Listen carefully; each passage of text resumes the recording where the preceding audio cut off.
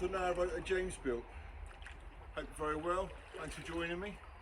Well, it's snowing today, so I'm taking this opportunity to, well, lark around in the snow, if I'm honest with you. But in terms of boat building, I need to make the comms mast for the boat. So I've been going out, obviously I've looked at all the examples inside the wharf, and I've now just taken Paul's dinghy to sneak around the marina and a few of the other boats along further down the cut just to get some ideas. And everyone's done it in a slightly different way. A lot of people just mount it straight to the rail. Some people have got a comms mast, but I'm just looking at kind of how it's mounted and certain things like that. So that's really the plan, and to work out what metal to make it from. I think it should be alley just because it's lighter, but I just want to make sure I can get one which is kind of sturdy enough. That's the plan, and to make a decent kind of fitting for the boat. But yeah, maybe a scaff pole or something now. I've just had a look at one of those. No, it's too big. Anyway, I'm going to crack on. See you later.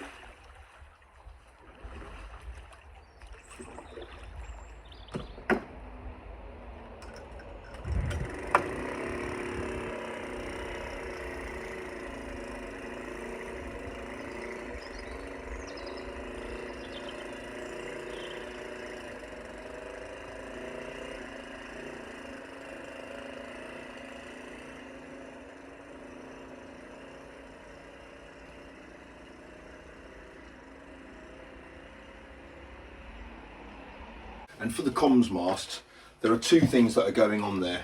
There is this, which is the television antenna, so digital outdoor television antenna. This can be mounted, it's got like a mounting, and it's got a curve in it there, so it can tape to a pole. I'm wondering though whether that fixing on the bottom could be adjusted slightly, and that could just be mounted straight on top of a pole instead of having that bracket taking it off at the side. So I'm also thinking about what it's like when I've taken the mast down and it's laying down on the boat. I want it to have one edge where it's not rolling basically, and then the other one is this, which is the pointing 4G antennae. This one has got a cable, the other one's also, this one's got a much longer cable. The 4G router is going to be exactly where I'm sitting here, so this is where it's going to be. So this cable basically needs to be long enough to go out the boat and up the mast. So I know you can get an extension, but I'd rather, to be honest, I'd rather not. There's a sealed unit up there, you can extend it at the bottom here, but we'll see if we can get away with it. So I need a pole which will basically take that angle there and that angle there. So I'm going to take this down to the metal fabricators down in down the road and see what they've got. He assures me that a piece of thick enough alley will be sufficient, and then what I'm thinking, after the comments on a couple of people have made, I might get bolt that into a steel bracket and even have that pivot, or have it on a magnet. And unlike the magnet that got stuck to the side of the boat yesterday, that I nearly cacked myself trying to get off, I've been advised by a few people that you can get magnets you can turn on and off. So I guess, I don't know, I've heard of obviously an electromagnet which you can turn on and off with. I don't know. Anyway, so that's quite useful. So I might use that, but it needs to be either easily demountable or hinged. That's it. I don't think it's going to. I mean, if it was strong winds, I would take it down. So I don't really need to worry about that necessarily. I just need it to be fairly kind of secure. And if it were to be fixed on a magnet, I guess that would be straight onto the roof. But what I've got to be careful with is cables. Basically, I can't have any. It's got to. That's why I quite like the idea of a hinge, because then there's no change of movement in the cables. Or if it's a magnet and you can actually physically remove the thing, you could start yanking the cables out from other places. So something to be mindful of. Well, most people wouldn't, but it's the kind of thing I would do. So anyway, I need to go and get myself a pole and start looking at that, because I need some better 4G. It's taking forever to get internet signal, and I've got meetings and stuff I need to sort out. So yeah, I need some 4G, and I need my laptop working and stuff. So it's all kind of progressing nicely.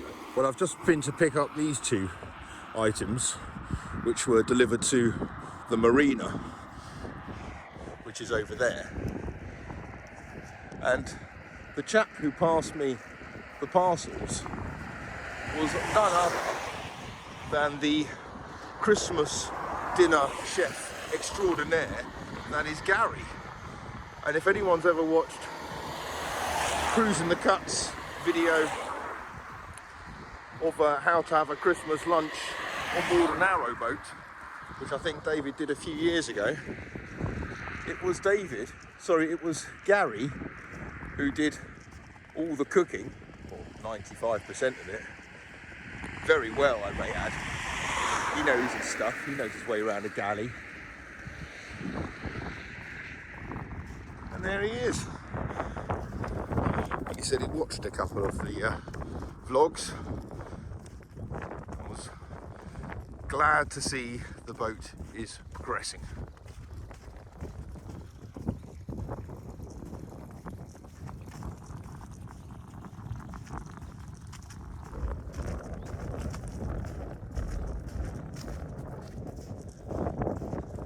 So we leave the marina and we come to the wharf.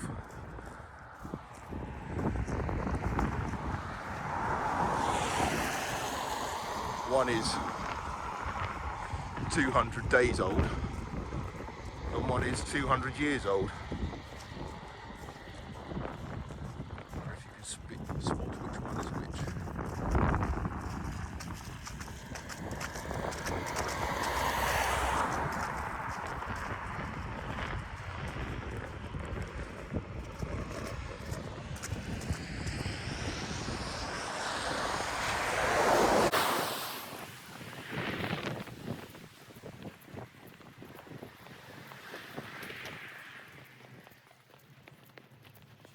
See what the boat looks like in the snow with her new lights.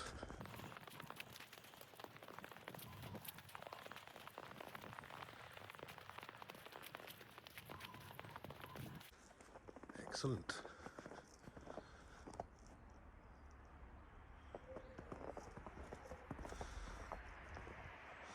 Some people have commented that the tunnel lights are going to get knocked off, which, well, they might do, but they don't really stick out any further than any other part of the boat.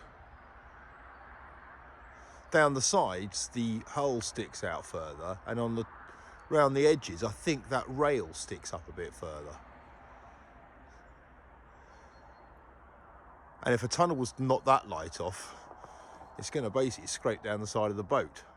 So I'm guessing they're okay. Well, I guess we'll find out when I go through the Blissworth. It's so pretty over at the marina in the snow. I mean, everywhere is, but the marina with all the boats there is just, oh, it's lovely. And Gary was telling me that, I mean, it is a bit fancy over there. Not only do they have lit pontoons, but Gary was telling me they put antifreeze in the water so that the water in the marina doesn't freeze. And that's just, that's fancy. That is fancy. Anyway, so the reason I went over there is obviously they phoned up this morning and said there's a couple of things for me over there. The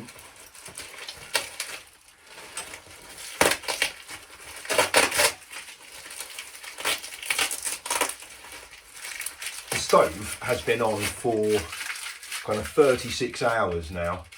And I know I said on yesterday's video that everything's nice and warm to the touch, and it really is. it's made a world of difference. But just like coming in just now from the marina, it's just nice that you don't have to come into either listening of the blower, because that thing just makes a horrible noise, or having to turn it on. But just the fact that the whole boat is nice and toasty warm is amazing. It makes such a massive difference. Although I've got to say, I'm getting through the cold. I know one of these probably lasts me maybe 4 days. A big 25 kilo bag. I know it's snowing and it's like as cold as it can be, but I am getting through it. Right.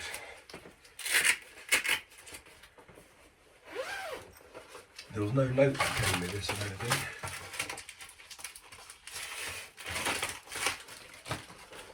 There we go.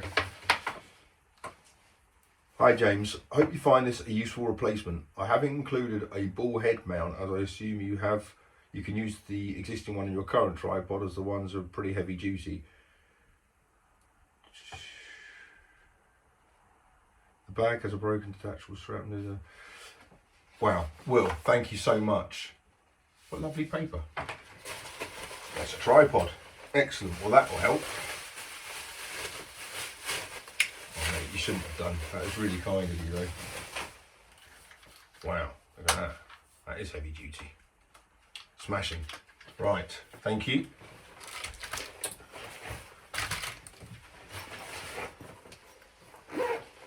There is, because the mount that I'm currently using at the moment works well. So I've got it on the prop, and it's fine in the boat, but on kind of outside, well, you know the problem I had yesterday with the magnet. But yeah, if I wanted to do something outside, it's not so straightforward.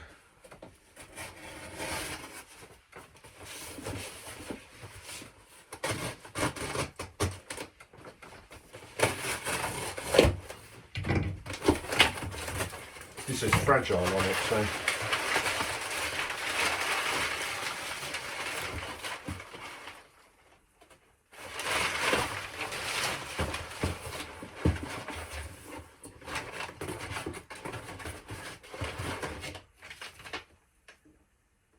Dear James, I love the blogs since being in lockdown because of medical problems. Seeing you progress each day is great. Hope you like the enclosed and have use for it. Oh, wow, it's something crystal.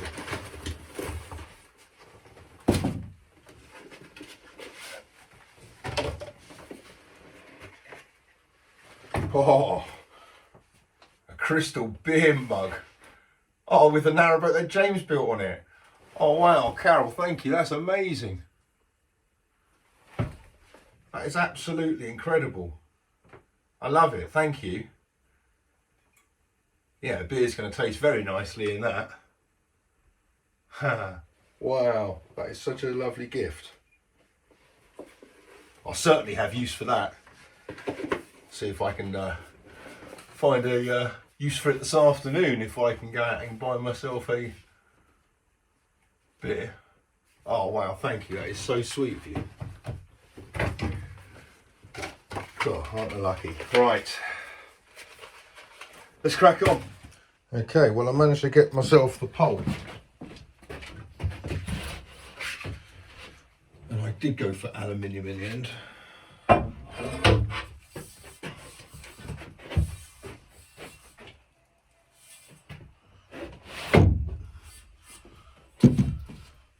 And here it is. So 2.5 meters long,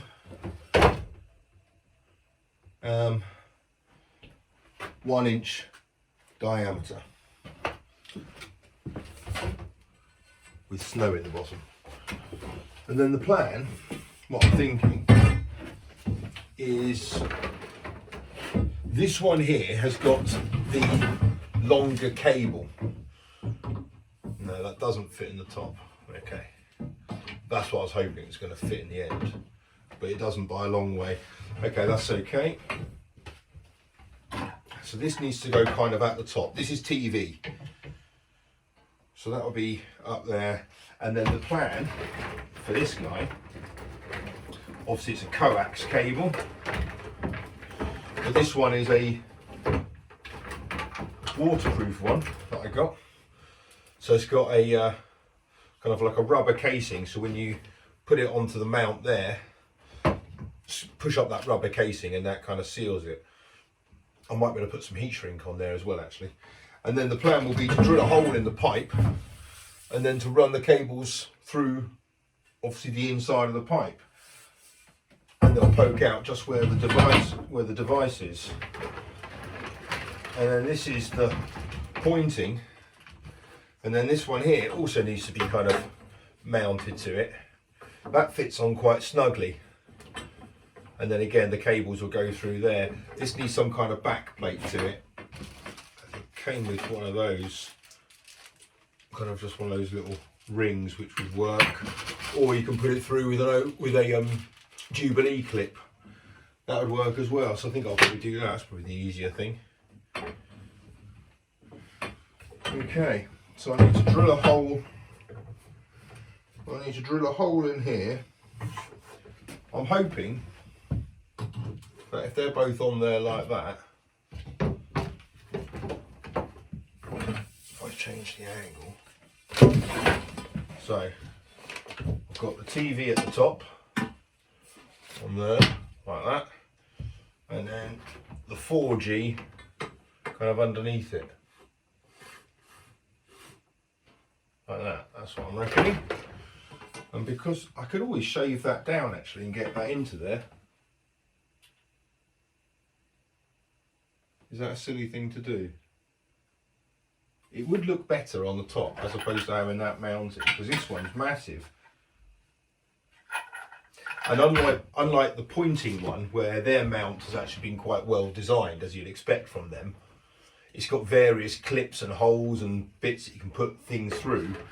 This cheap one here has just got 4 bolt holes, which, quite frankly, unless I got a plate to go on the back of that, but then it's a whole load of goings on just to put that on it, when I could shave it down and put it into there. I could mount it to the side.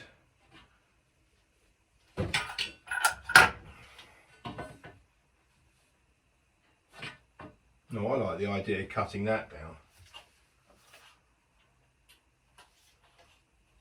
There's nothing in there, it's just hollow plastic to go onto that. Unless I could take this bit apart and mount it into there somehow. Well, I'll work that out later. Something to think about tonight. If anyone's got any bright ideas though, don't be shy. Right, so I can put that away. Right, I've got important things to attend to now. And the important thing for me to do is have my dinner. I was meant to have my gas hobs installed today, and so I had a bit of I woke up with a kind of excitement about dinner tonight, thinking for the first time in ages it won't have to be a McDonald's or something hideous. But obviously the snow happened, so the gas man can come out, which is a shame, although he is coming out on Wednesday. But it got me thinking, well, I've got a stove. I know you can cook inside the stove if you're burning the right fuel. Obviously you can't do it if you're burning coal. And I don't need tin foil, and I don't really fancy a jacket potato, which I think is pretty much all you can do inside a stove. So I went out and bought myself the cheapest, crappiest pan I could get. Unfortunately, it's a little bit too big for what I need it for, but I'm building up the heat on the stove. I've got the thermometer on there. At the moment, it's reading 205, 210. I've got a bit of pita bread in there at the moment to see what's going on with that. I just thought I could hear it toasting, and it's clearly not. It's warm to touch. Obviously the pan's aluminium, so it doesn't quite conduct the heat as best as anything else. But as I said, I just wanted a cheap plan for tonight. So I've got the heat up as much as I can. I'm kind of without loading the fire up too much. I've got one of those heat logs in there. I mean, there is a shed load of heat coming out of this thing now. Blimey.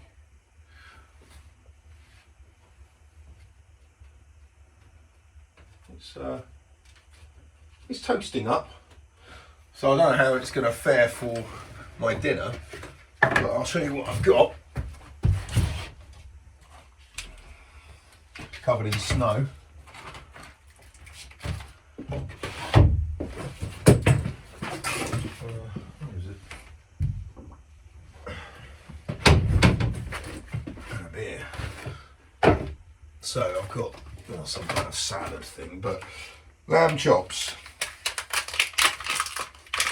I don't know if it's going to get much hot. I reckon it might get to about 250. Where's my knife?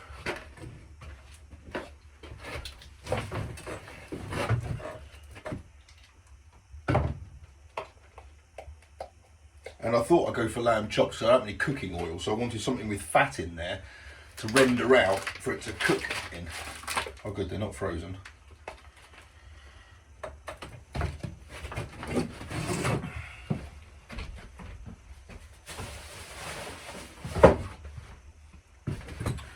Right, well this is going to be interesting. Yeah, it's toasting up a treat. That's actually working. Right.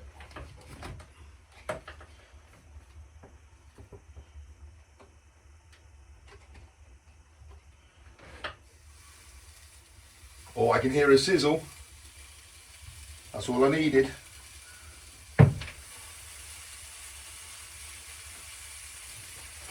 Sizzle.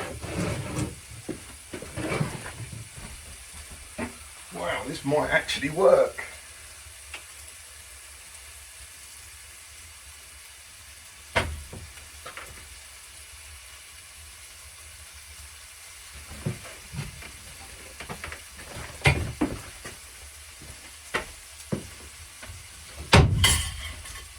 Dry my gloves, that's worked a treat. Yeah, this stove, it just keeps giving and giving. Right, 225. Also, I'm trying to learn kind of how it's all working with the stove. Kind of how to keep the temperature, get it up to temperature, and then keep the temperature.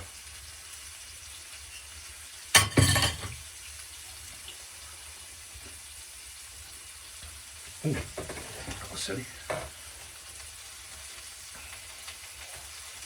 I'll fill this up and then you'll be able to see. Oh, that's a good beer. You'll be able to see the font and the I'll have to drink a bit, unfortunately. It's covering one of the words.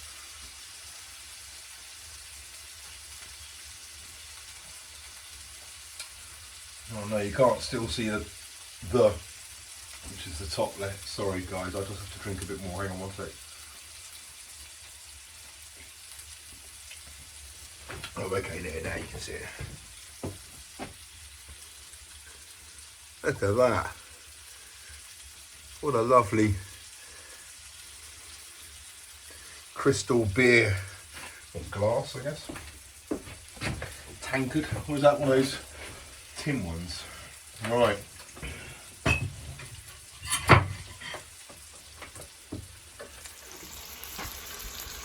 So, gas mark, whatever that is, 250 degrees. And that's what the chops are looking like at the moment. Right, the lamb's nearly done.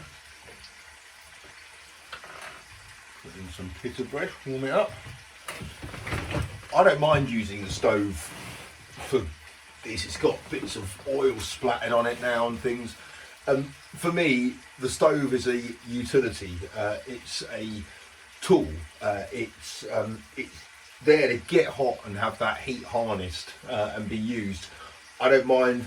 I drag the metal, the magnet over, and it's scraped. It doesn't bother me at all.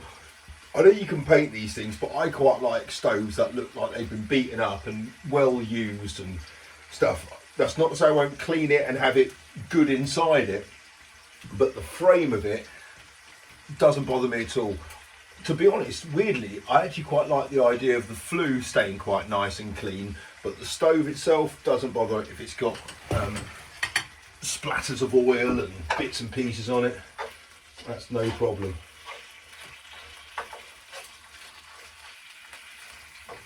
If I'm honest, when I painted the collar, a little bit of red oxide fell down and dropped on top of the stove and stained it anyway, so.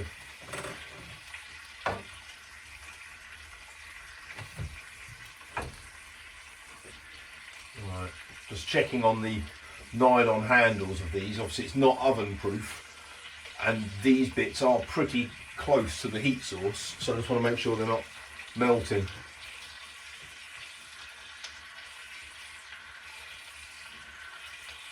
But we're not far off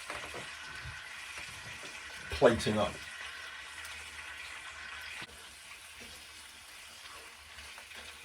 The only problem is he's taken a bit of time. They've probably been cooking for 10 minutes, maybe even a bit longer, and that's too much. So they're going to be tough. Oh well. Right, where's my mint sauce?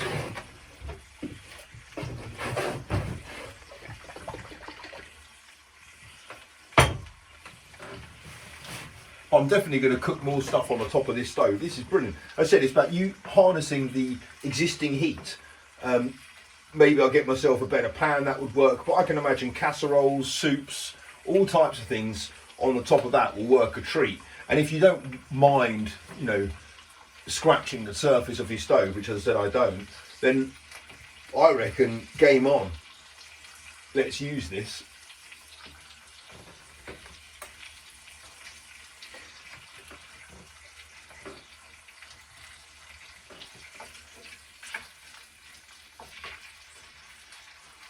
Well, they're definitely cooked. I mean, if I take it any more, there's gonna be nothing left.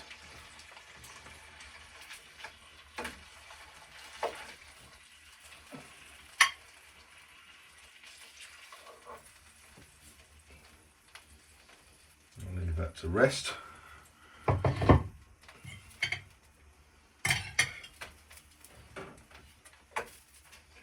yeah, they've toasted up well.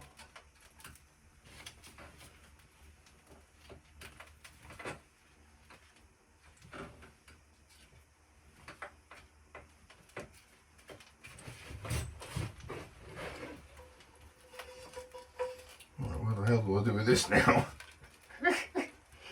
I can't put it outside because it'll be shock cooling. Well,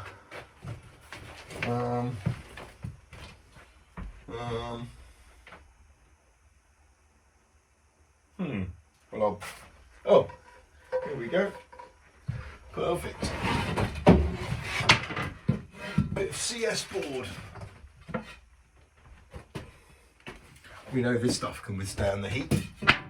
Happy days. Well, that's not bad for a first meal cooked on a narrowboat stove. In fairness, Waitrose did 95% of it because all I did is put the salad on the plate. But look at the colour of those.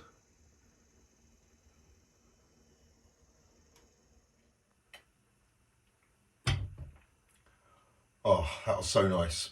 I really can't be bothered though to do the comms mast now and sort out all those aerials. So I think I'll leave it and sit by the fire and chill out for a little bit longer. Thanks for watching. Hope you guys are well. Take care. Until next time. Bye bye.